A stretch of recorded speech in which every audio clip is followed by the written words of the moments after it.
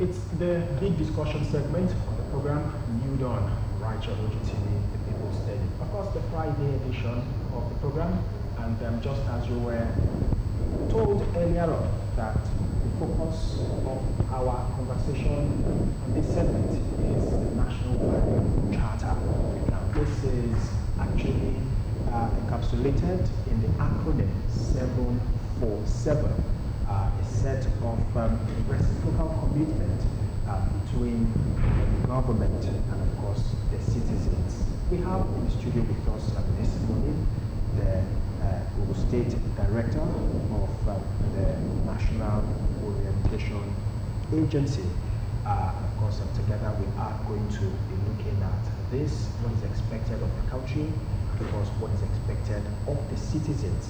Now, it is believed that when both actually do their bit, when the country does its bit, and of course the citizens also do their bit, we can actually have a prosperous nation. We have in the studio with us Mrs. OLUFUNKE SALAKO, the Ogun State Director of the National Orientation Agency. It's a pleasure having you in the studio with us this morning. Good morning. You're welcome, madam. And we want to discuss the 7 for 7 that NOA has been clamoring for recently. You know that NOA has been on the forefront of orientation awareness and telling people what the values of Nigeria should be and how it should look like within Nigeria and outside Nigeria. Now, this new assignment, can you tell us what it really entails? What are you trying to portray to the citizens and those who are outside Nigeria? What we're trying to portray is quite simple. For quite a while now, one thing that everybody has been reasoning about is that character, values of the country are really being. There have been several attempts in the past by various administrations to do something about it, you know. But the difference with what had happened before and now is the fact that it's not anyway just trying to do something. This is the national value charter thing is actually part of a bigger project that NOA is championing, and that's the National Identity Project. The value charter is the only part of it. And the reason why it's a National Identity Project is that we have the backing of the federal government. And we also have things, before, things that NOA has tried to do in this area. It's been, I don't want to use the word haphazard, but it hasn't, most of it didn't have the backing of law. But this time we have that, we have these things, we have institutionalization of the things we're talking about now, the values and everything. We know it's one thing to say, oh, do this, do that, but sometimes, you know, if these things don't have proper backing in the law, people just think, oh, it's just a fad, you do it for a while, and then it goes away. Another administration comes in, and then they forget about it. But this way, what is being done now, it is being institutionalized, it's something that is going to stay forever, regardless of what administration is in power. So that's the difference. Okay. Now, I understand that there are commitments to be made by the government, by the country, yes, as you have put it. Yes. And then there are some that are expected to be made, citizens. You know, by the citizens. Yes. Now, take us through the commitments, the part of the. We have mentioned it briefly, the 7 for 7. Well, actually, we also like to say 7 for 7 plus 7. Okay. Now, the 7 for 7 is those are the first 7. Those are the commitments that the country is making to its citizens. There are 7 of them. The first is equality.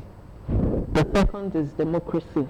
The third is entrepreneurship and employment. The fourth is peace and security. The fifth is inclusivity. We also have meritocracy. We have liberty, freedom, and justice. We have inclusivity.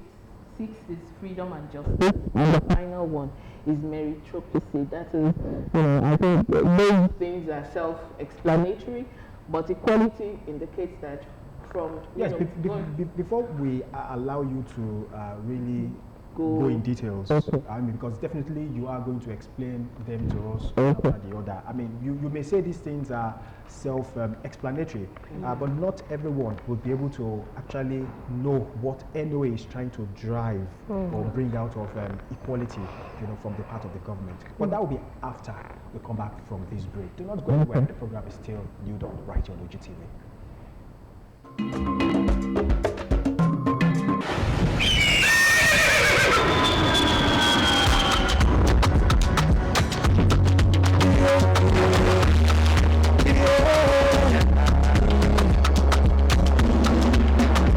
From the apartheid of what is Savannah to the Sahara, we rise and land up to free, we know the tire.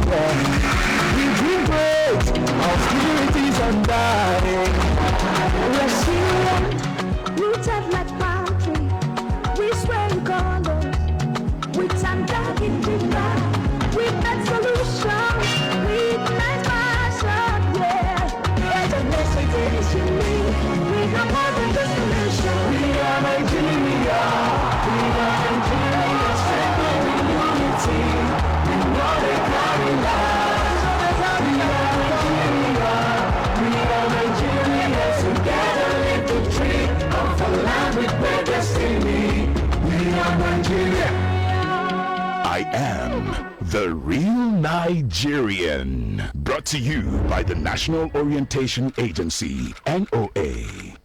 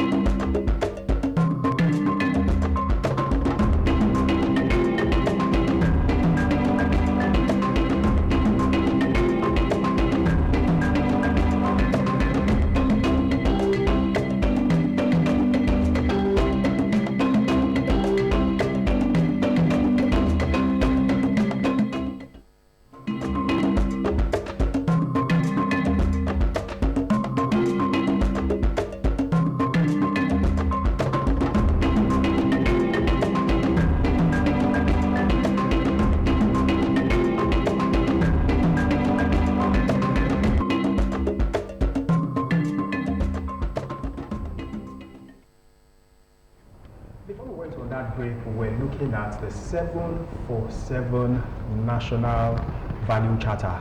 As a matter of fact, even she said it's not just 747, it is 747 plus 7. Now she's going to be telling us what the plus 7 also actually means. But before we go into that, let's look at those values one after the other. On the part of the country, there are commitments, and one of the commitments you talked about is equality. Equality. So help us explain really. Okay, what this really means is that all Nigerians are considered equal under the law. That's the commitment that the country is making to every citizen. That irrespective of gender, of ethnicity, of religious leanings, of political beliefs, we are, or even socioeconomic status, we are all equal under the law. So whatever applies to you under the law applies to me. You know, and this thing of do you know who I am really should not come into a way of thinking anymore. That's the first one. The second one, as I mentioned, is democracy. And we all know what democracy is, and the commitment Nigeria is making that whatever it takes, democracy is going to remain our system of government. There will be no going back from it. There will be no compromising on democracy. The third of the commitments is entrepreneurship and employment. What that simply implies is that there will always be, Nigeria will make the enabling environment for those of us who want to be entrepreneurs, and will do everything within its power to make sure that Nigerians are gainfully employed. The fourth commitment is that of peace and security, and you know, of course, there's no denying, we can't run away from the fact that that is something that has been kind of lacking in the country in the recent times.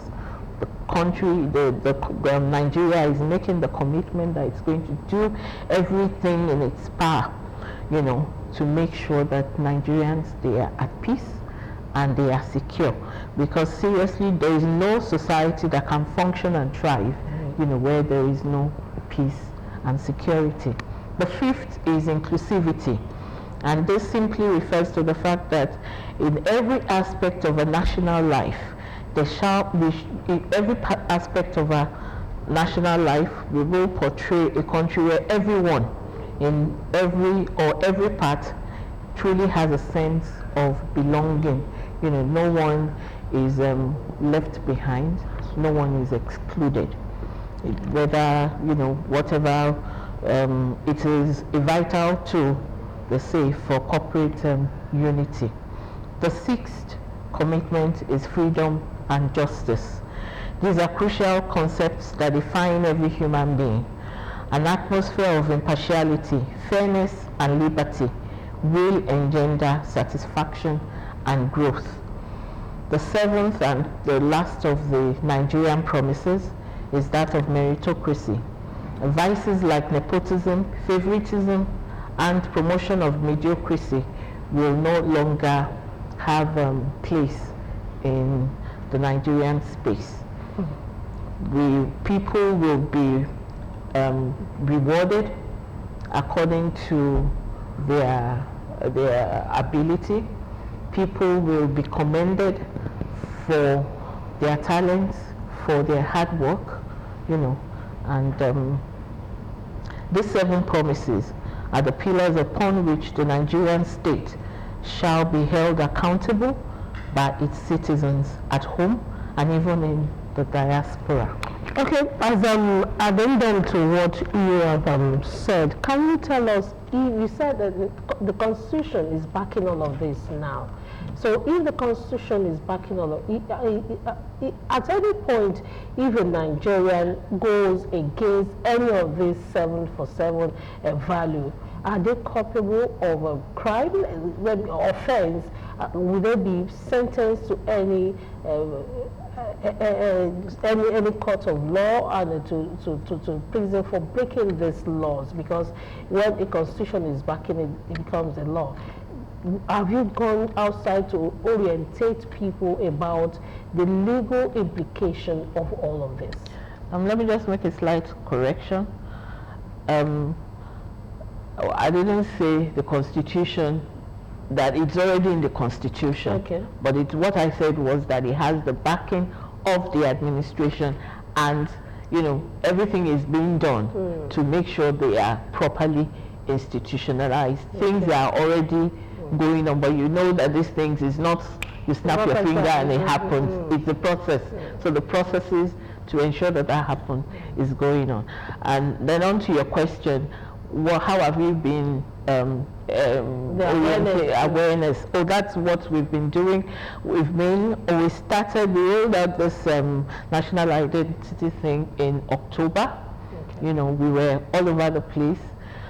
Every state of the Federation and the FCT, every local government, we've been working at all levels. Our COMOs have been working their own way. At the state level, we've been working, and even at the national level, it's been all over. You couldn't switch on the TV or radio at any point, last month without hearing something about this from either one NOA state directorate or local government, or we've been talking to all categories of Nigerians, traditional rulers, schools, institutions, everywhere. We've been everywhere.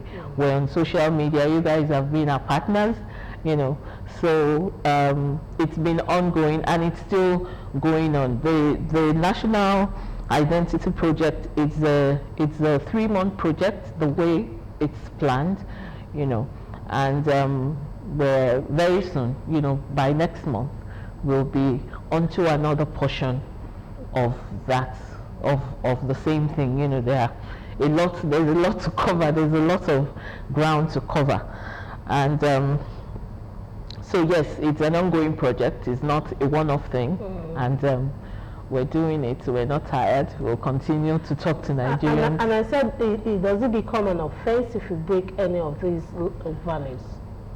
Well, I don't know about it being an offense. One thing about NOA is we are what you call social engineers. We carry out our work mostly through our advocacy.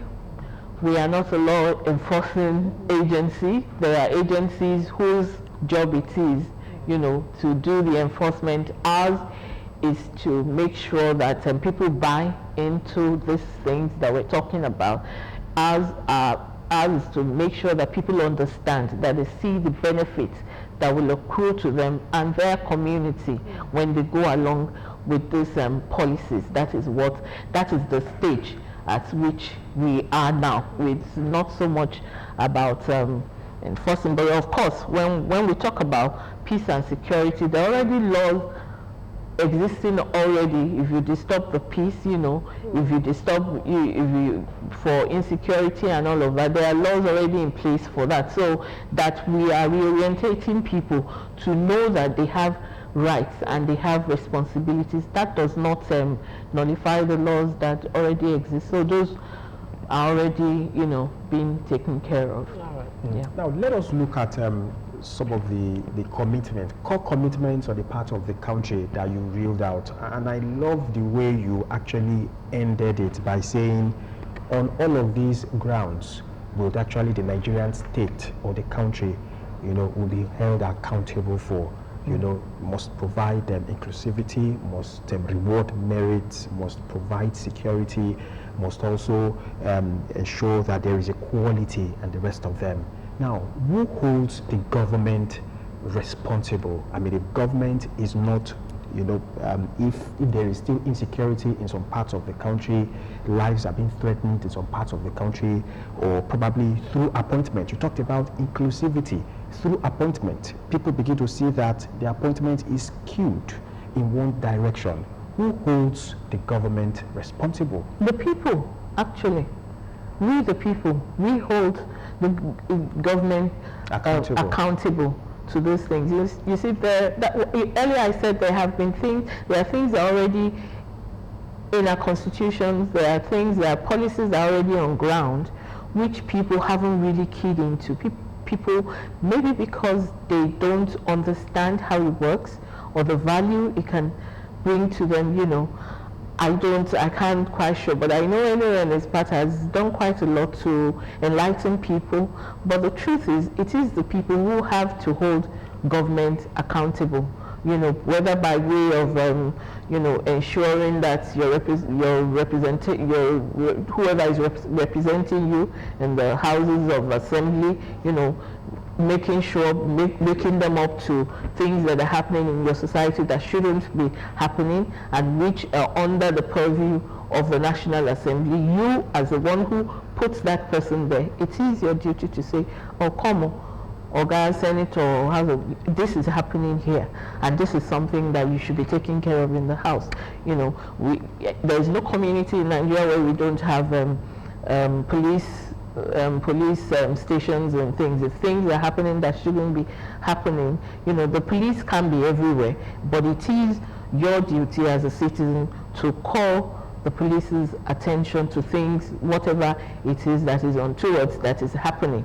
You know, that is your responsibility to make sure. It is a different thing if, you know, they don't come, but that is, you have to hold them. And sometimes if police officers, they're human beings like you and I.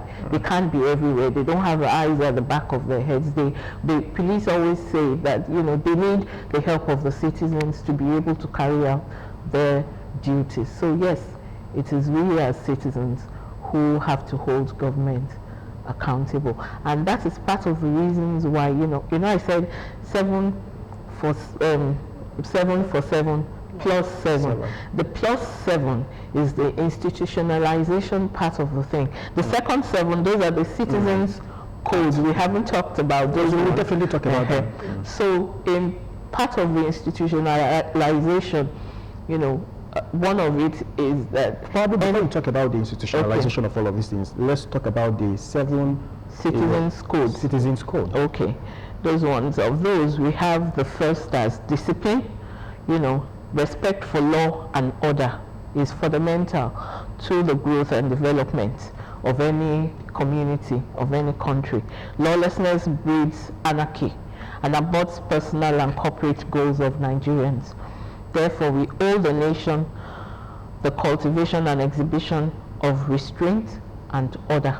That is the first code for the citizens. The second is the duty of care.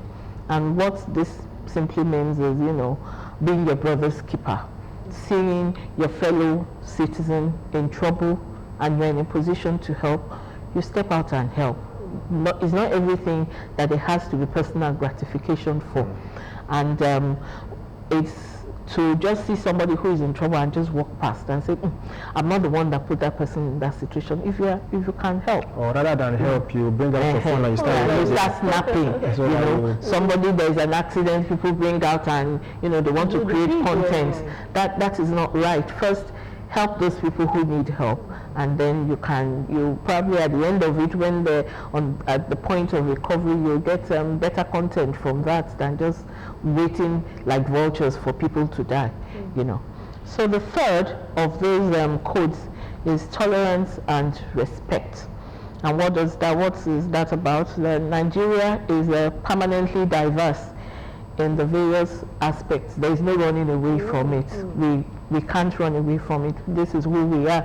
This is how we came to be who we are. And that is an aspect of our life that we just have to get used to. We have to tolerate that there are others who see things differently from us, whose cultures are different from ours, whose religions are different.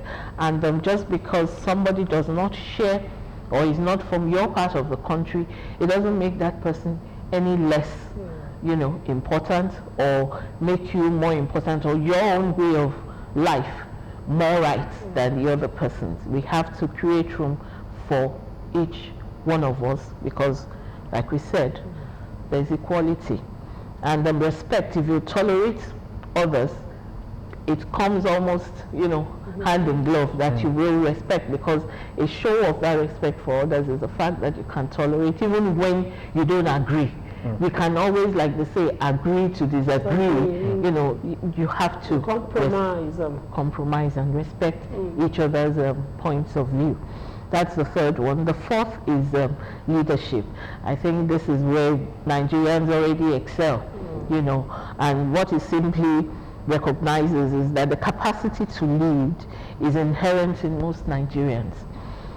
The elevated love for the country has also been demonstrated at essential points of a national development. Citizens must become more conscious of these characteristics that they have naturally, you know, in an increasingly competitive world. The truth is, you know, this is something that Nigerians already have, and we're exhibiting everywhere in the world. Anywhere Nigerians go, they dominate.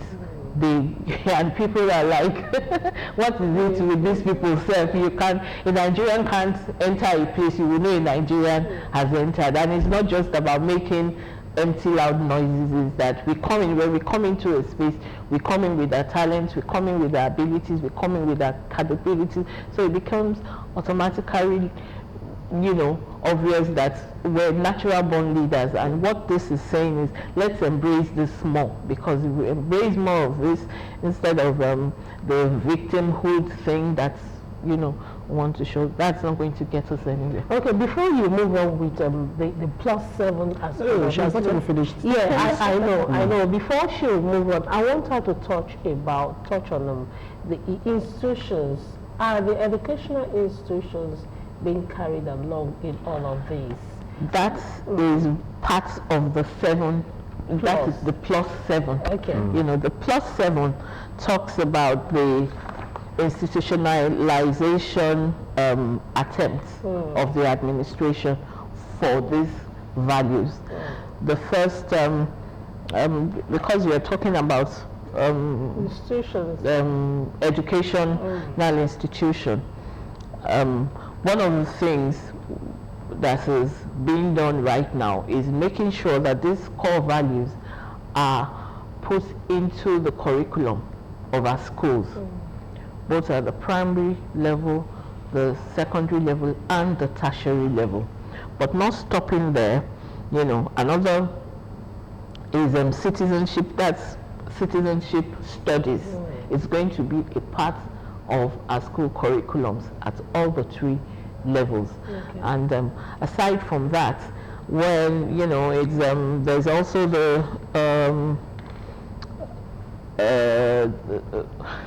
sorry.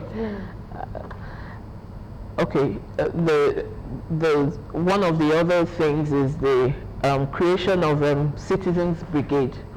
This is going to be done in schools, in nursery schools, and primary schools and secondary schools, where children are going to be enrolled. They're going to be recruited. The members of the brigade are going to be recruited from the primary school and secondary school.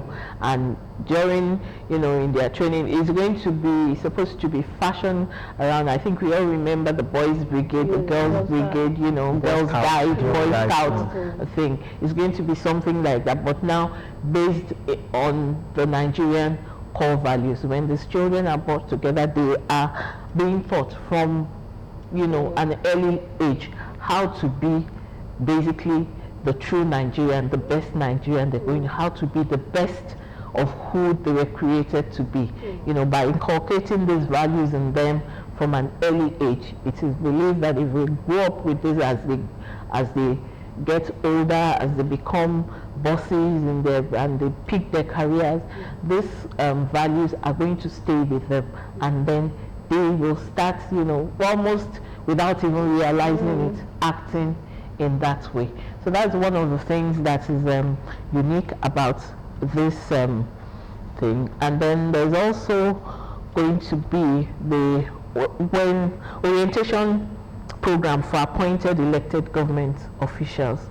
You know, when people are elected into office, before they actually start performing, they're going to be, you know, taught all these codes, and, you know, they're going to be to understand that this is, you know, this of course is supposed to take care of the part about meritocracy and all of those things. You know, you've come in, you do the best. One of the codes, the citizens codes, is about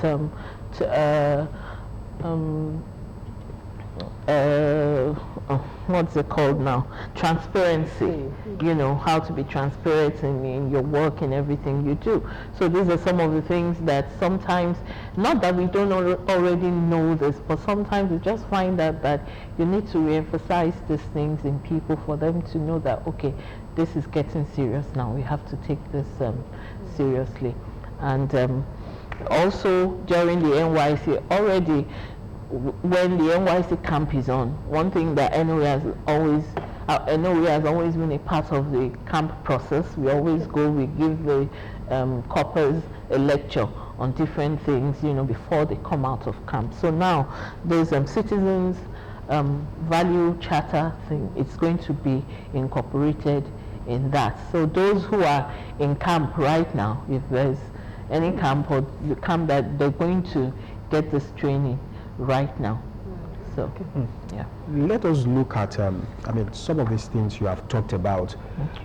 For instance, you mentioned equality, you mentioned inclusivity, but we know that despite the fact that we are all equal and expected to be treated equal, and we should actually be included, we should feel that sense of inclusion wherever we find ourselves. We all know that there is still what we call the doctrine of state of origin, as a matter of fact, where some persons are given some opportunities because they are from a particular state, and some are not given opportunities because they are not from that state. Of course, while we can acknowledge the fact that some states in Nigeria are actually detribalized, as a matter of fact, they embrace everybody. Ogun State is one of them. It's not because, I mean, we are beaming from Ogun State. I mean, even when you look at this set, Charity is from the South-South. I am also from the South-South, not from Ogun State. But we are here today. We are given this opportunity. You know, it shows that Ogun State embraces inclusivity, embraces equality, as a matter of fact. But this same thing cannot be said about some other states. If you go to some places, people who are not from there will not even come so close, you know, to, you know, being even staffed, as a matter of fact. What is NOA doing to see that this doctrine of state of origin is actually brought down? Is, I mean, everybody, wherever you find yourself, as long as you are Nigeria, you are a Nigerian, I beg your pardon, you are seen as a citizen, and you are, you know, you are granted all benefits of a citizen. Okay. You know that there's this thing that we call, when you talked about employment, I think one of the reasons why you are able to be employed by the Ogun State government is the fact that we have this thing that says, you know, what's that, the word escapes me now, that allows for, you know, equal opportunity for all Nigerians. Is if you are employing 10 people, you know, especially when it's like my own organization, it's a national agency. You know, there is no such thing as you are from here or you are from there. Any part of the country you're from, you have equal opportunity. We have I don't think there's any ethnic group in Nigeria that is not in any way. So it is not, and even here, just like you are here and you're not, in my own office, we have people who are not from Ogun State. Although there's a peculiarity about the agency because of the work we do at the grassroots. You need somebody who can actually speak the language and everything. So it's a bit, you know, restrictive. But that's not to say that in areas where that is not necessarily happening, it's not being done. So we have already the policy that is already in our constitutions that says any Nigerian from any part of the country has the right to employment, gainful employment, so long as you have the basic requirements. You get to do that. What is NOA doing to ensure that state of origin is nullified in Nigeria? I can't answer that question because, one, I'm not sure that it's NOA's job to do that. When such a policy is brought to be, by those whose job it is, that's the National Assembly or maybe the judiciary, whatever branch of government is responsible for that. But of course, NOA's job would be NOA can to orientate and make sure that people's minds are disabused. I mean, we do that already. We already do that. We are doing that already. That I can assure you that we do. All right, Madam, if you want to talk about the mechanism that NOA has in place now to get feedbacks, you said this first charter of the first leg of this work is from October to December, 3 months. And how do you determine the feedback? How do you get what? Do you know if people are really embracing the new charter? Do you know if things that you have preached to the people are really getting to their consciousness? Because if there's no mechanism to measure the level of acceptance, that means the work is not perfectly done. How do you measure? What are the mechanisms that you have put in place to measure if people are accepting and they are taking it the right way they should take it? We have a regular feedback mechanism, what we call the pulse of the nation. Usually that's the mechanism that we use to gauge people's acceptance of a new policy, whether national policy, state or local government policy. So we have that in place. Like I said, when we started this campaign, we were doing it all simultaneously on all levels, at the grassroots, at the national level, at the state level. So as we go out, that one thing, if as I came in here to the studio, I came with somebody from our media unit, I came with somebody from our PRS unit. Every time a team of NOA from the headquarters go out, that is how we go out as a team. The PRS person is there to do exactly what you're asking me. That is measure people's the pulse, how people are accepting. And when we get this data from Ogun State now, which is where we are, we send it to our headquarters. It is collated from all the states and all the local governments, and then we're able to see that, okay, this one is going well, this is how people feel about this, this is how people feel. Already, for the things we did, for the activities we carried out in October, at the end of middle and end of November, we had the pulse of the nation, and we had people's response, we got people's responses to these activities that were going on, how people took it, what their feelings were, whether they thought they were being impactful. Of course, you get pushback sometimes. You go out to the public and people tell you, is that one what? People are hungry, that's all I'm interested in. You get a lot of that, and you can understand, it can be helped. But do people listen to us? Yes, they do. Do people feel dissatisfied? I'm not going to lie.